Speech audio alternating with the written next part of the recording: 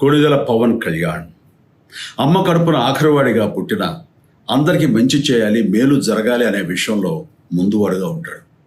తన గురించి కంటే జనం గురించి ఎక్కువగా ఆలోచించే మనస్తత్వం నా తమ్ముడు కళ్యాణ్ బాబుది. ఎవరైనా అధికారంలోకి వచ్చాక ప్రజలకు ఏదైనా చేయాలనుకుంటారు.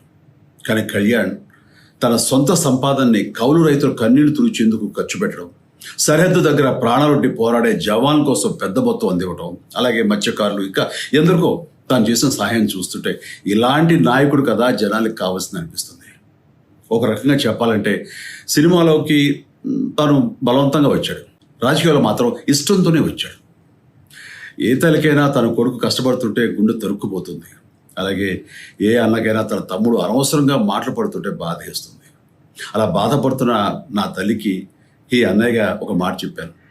నీ కొడుకు ఎంతోమంది తల్లుల కోసం, వాళ్ళ బిడ్డల భవిష్యత్తు కోసం చేసే యుద్ధం అమ్మా ఇది. మన బాధ కంటే అది ఎంతో గొప్పది అన్నాను.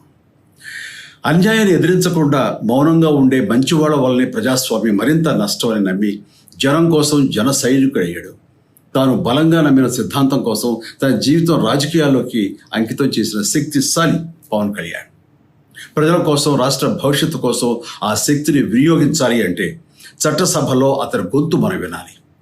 జనమే జయను నమ్మే జనసేనాని ఏమి చేయగలడో చూడాలంటే మీరు పిఠాపురం ప్రజలు కళ్యాణ్ని గెలిపించాలి. మీకు సేవకుడుగా, సైనికుడుగా అండగా నిలబడతాడు. మీకోసం ఏమైనా సరే కలబడతాడు, మీ కళ నిజం చేస్తాడు. పిఠాపురం వాస్తవ్యులకు మీ చిరంజీవి విన్నపం, గాజు గ్లాసు గుర్తుకి మీ ఓటు వేసి పవన్ కళ్యాణ్ని గెలిపించండి. జై హింద్.